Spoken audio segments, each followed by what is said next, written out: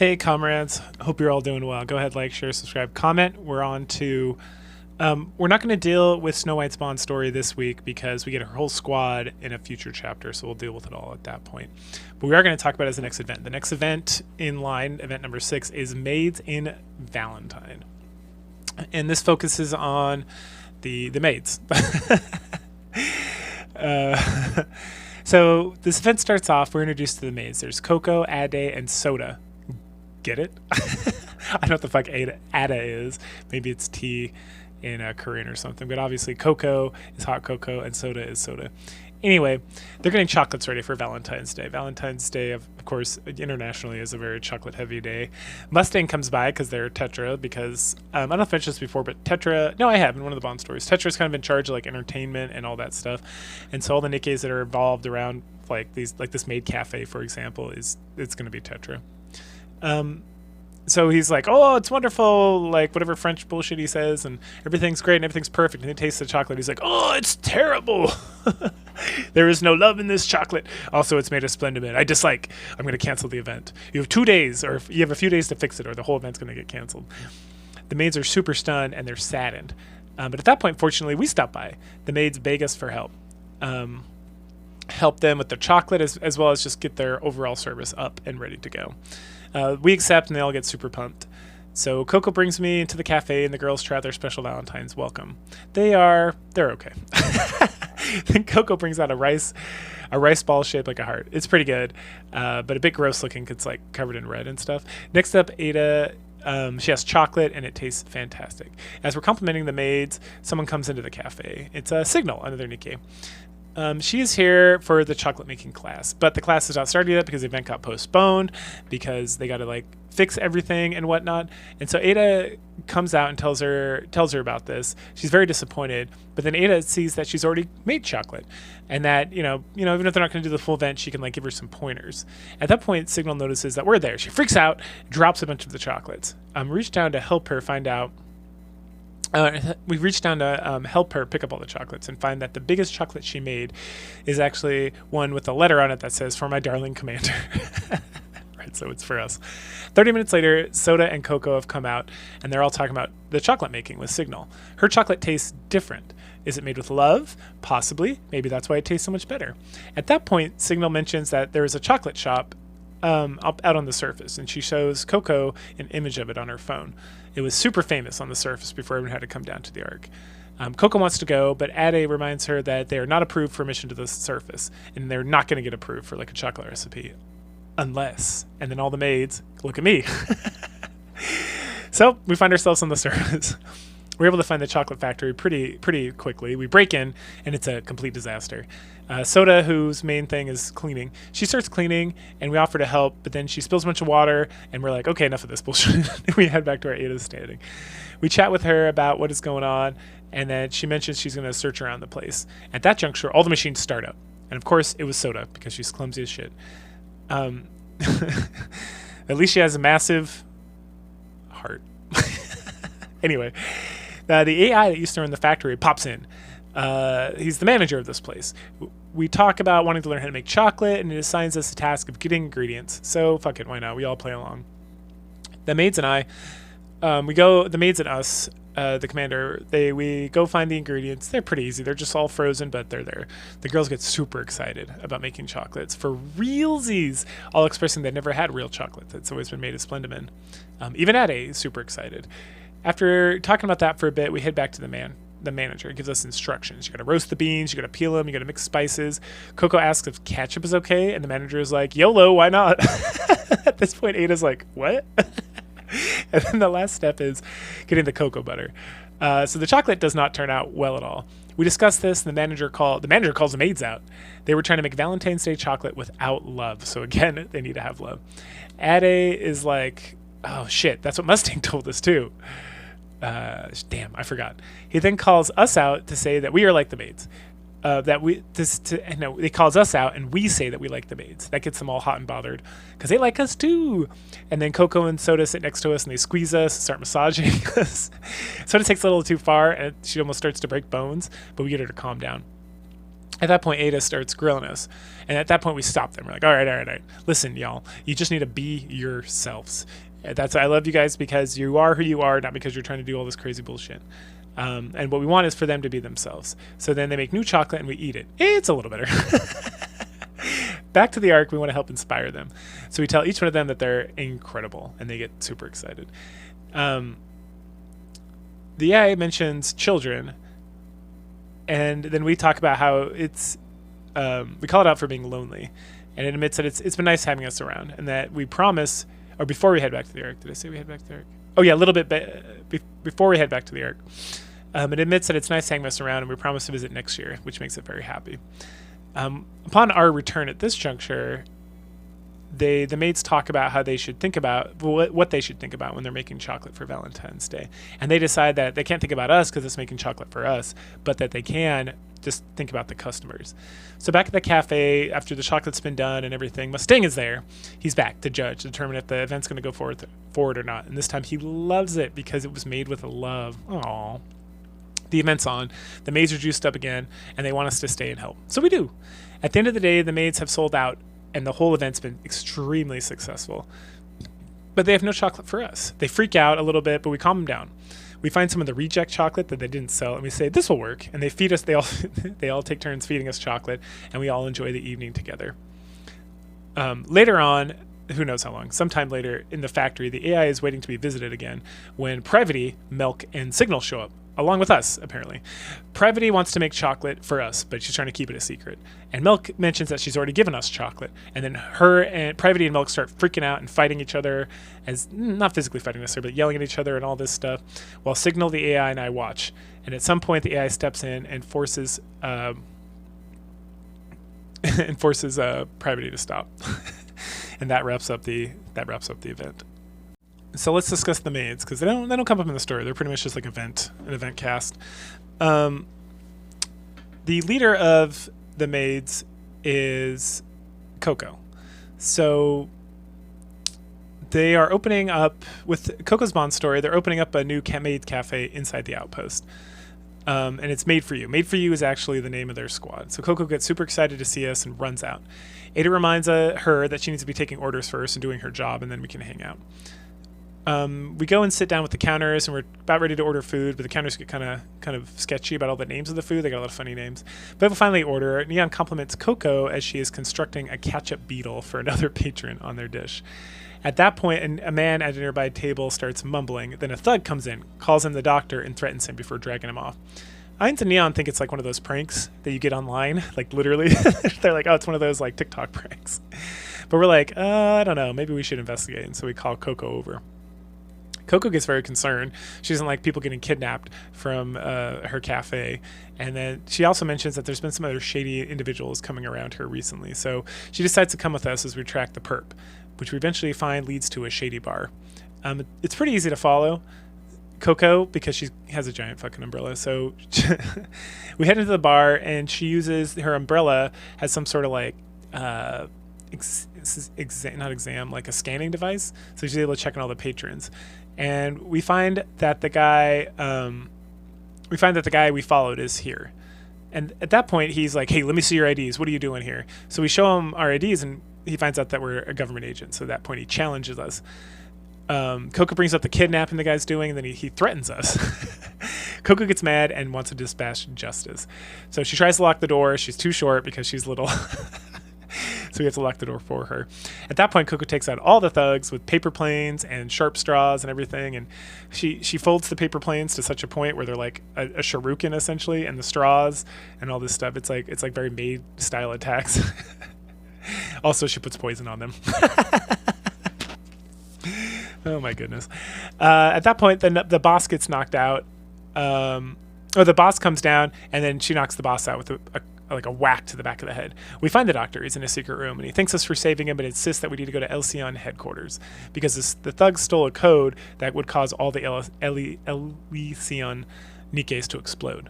Later on at the headquarters, we're explaining the situation to Ingrid, who sends D, and we'll get to D later. She has her own, like, 2 events, actually, to the bar to take care of the issue. D responds back that she found the thugs are all members of the Seimekai Yakuza group, which is led by Sakura, who's one of the underworld queens. We contact Sakura, and she informs us that this guy, Saito, he's the boss of all these thugs. He's gone rogue, and that she's already like demoted him, and she wants to track him down so she can punish him because he's still causing problems under her name, essentially.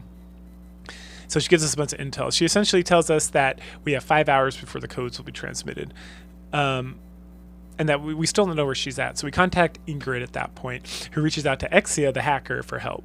Coco is super excited, as one of the things she loves is TV, and she's watched a lot of TV episodes about hackers and about espionage and all this stuff, and she thinks it's going to be so awesome. And because she's so excited, Exia gets super pumped up, and because she gets pumped up, she's able to track down the address in under 5 minutes. But she mentions that she can't hack into the computer remotely for some reason, but that if we get over there, then we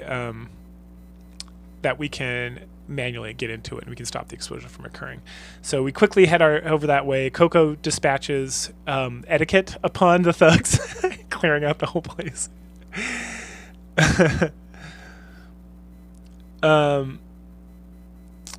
So the only way to affect the codes that are plugged into the Nikkes is for someone to log into them. And so because Coco's a Nikke, she can like connect to the computer directly and log into it. So she has to do that. At that point, Ingrid contacts us and says most of the Elysian Nikkes have been like put in isolation to a situation where they're not going to be affected by the code because it's like blocking the signal or whatever, but not everybody. Coco turns around and mentions at that point that she's failed. She was not able to stop the code from going out, but she was able to make some changes. And we mentioned, like, what do you mean? And earlier on, she had mentioned when we were talking about explosions, she thought about the explosion of food, not like an explosion that would blow things up. And so when she saw the definition of the word explosion in the code, she changed it to mean that everyone who gets the code is going to run to the Maid Cafe and eat food until their stomach feels like it's going to explode. Meanwhile, so the code goes out, and then over at the Maid Cafe, Ade and Soda are overwhelmed by all the Elysian Nikkes coming to eat. We eventually show up with Coco and explain what's going on, and they're all pleasantly happy and invite us to stay and help celebrate their like great victory and getting a lot of people to come to their cafe and enjoy their food. Coco is super pleased with this whole thing because not only did she save the world, but she increased the popularity of the Maid Cafe. And as celebration, Ade gets a cake, and Coco makes us food with a picture of a 120mm gun on it, which is something that Neon requested earlier and we shot down. And that wraps up her Bond story. Next up is Soda. Soda has some grand assets. and is a delight all around. So we visit the Maid Cafe per her request. As we ride around the cafe, to close, we watch Soda stumble about. Her clumsiness and slips are so bad that she has about 39 incidents in the course of an hour of clumsy mistakes and whatever. And then when she finally has time for us, she spills her drink onto her lap. She tries to take her pants off to clean them and then like clean her dick. We stop her and she begs to help us, for us to help her so that she can be less clumsy.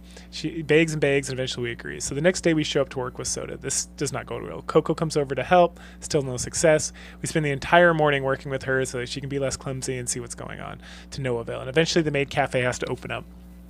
So she goes to work, and we decide we're going to observe her. We find that she's constantly muttering to herself, and that she's very like focused on helping people out and noticing all the little things that are going on, and that seems to be distracting her. She's an excellent maid at doing things, but it's just because her mind is like always racing so fast, she is so clumsy. We get the idea that we get an idea to help her. So we drag her off to the employee lounge, and we mention that she's overthinking and that she's super focused on every little detail. And so we have her close her eyes so that she won't get distracted. She feels like it's very odd, but it seems to work. She's able to work without any mess-ups, which causes her to be thrilled. Unfortunately, though, the customers are a bit discontent, as Soda does not come across as genuine as before. And part of the reason the customers were coming is for, even though with all the clumsiness and whatever, they enjoyed Soda because she was so earnest and so caring and seemed to just be so genuine. And now they're not. They're less satisfied. So she even overhears a couple of different customers talking about how they don't want to come back because Soda's just not the same.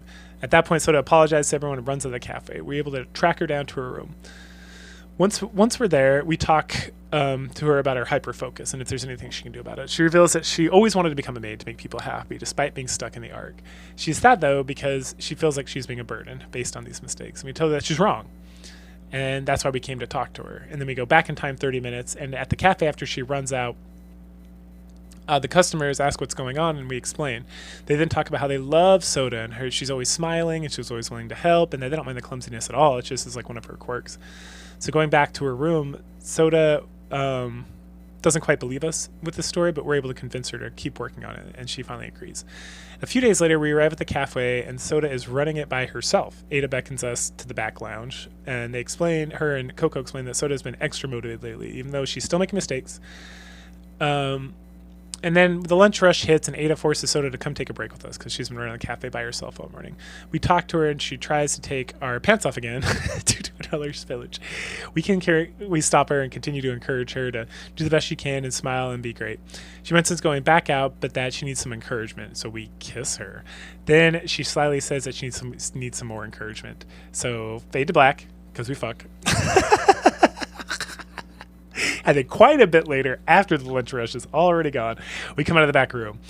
Coco is like, nani. Ada is like, wink, wink. And Soda goes back to her usual self. Thus ending her Bond story. For Ada's Bond story, we end up visiting the Maid Cafe just to find... But we're confused when we get there because it's closed. Why is it closed? Well, they ran out of water, or their water system broke, and they needed to get a request for Mighty Tools to come fix it. Mighty Tools is another Nikke squad, but they're busy, so they can't do it. So then now they're on vacation. So we chat with them a bit. Ada tells us that even though we can't, they can't get us food or anything because there's no water, they can get us some black tea. So she goes and gets it, and it's excellent. So we ask, like, how are you doing this? And they mention that there's bottled water just in case of emergencies. We then ask them what they're going to do with their vacation. Coco's going to relax, have a good meal, long night's sleep. Soda's going to go shopping. She's super excited about it. And then Ada mentions she's going to clean and hang out here. So then we mentioned that we want to hang out with her to help her unwind until the cafe reopens and get her out of there. And all the maids take it as in we want her to come be our exclusive maid for that time being, which makes Soda super jealous.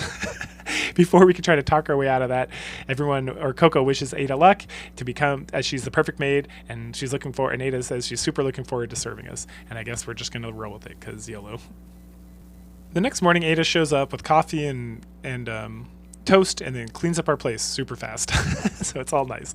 And then we tell her, no, if we're going to do this, she's not going to be our exclusive maid. We're going to be her exclusive maid. And she's like, but master. And we're like, no more of that master bullshit. You're going to call us by name, and I'm going to call you master.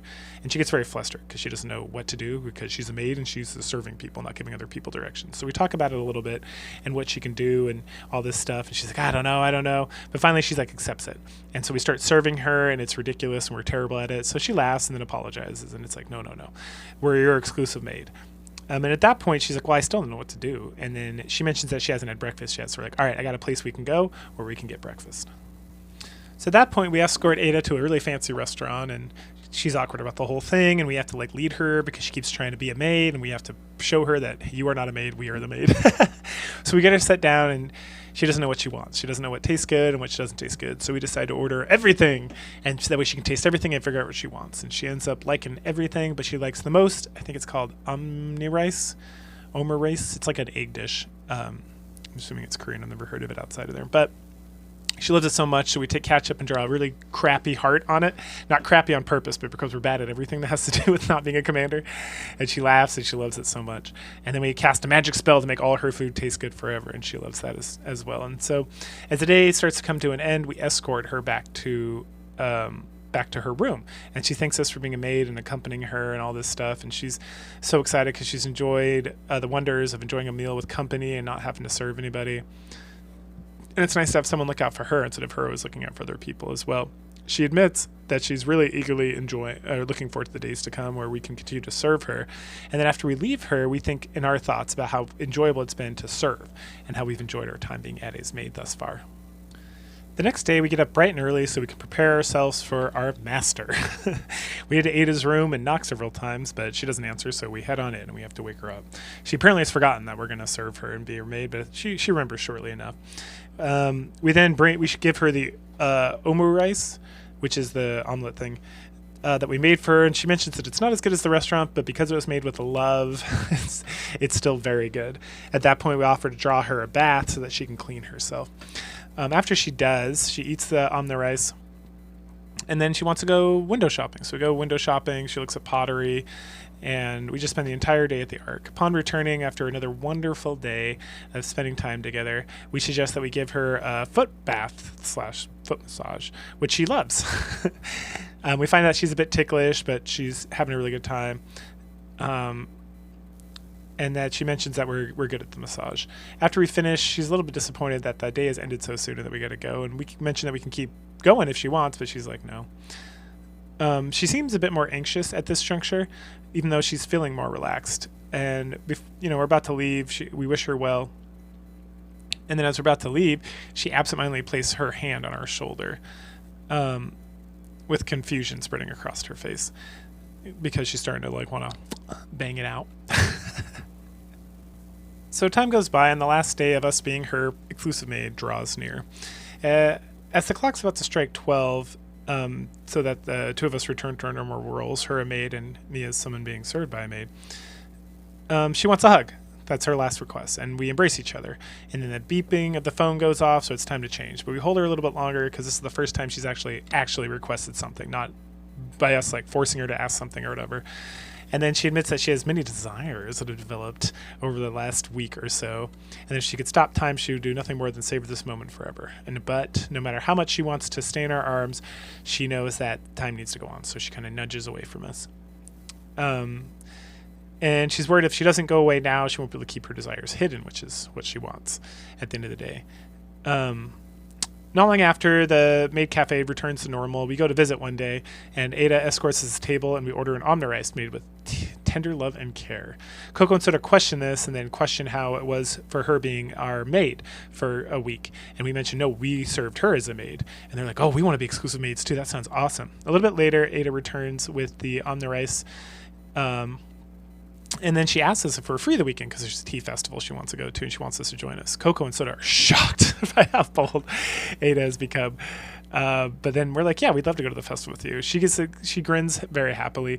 And then as she walks by, heading back to the kitchen or heading to do whatever she's doing next, she touches our shoulder a little bit. And we know that touch was influenced by her desire that, is bubbling to the surface. She's trying to keep it under wraps.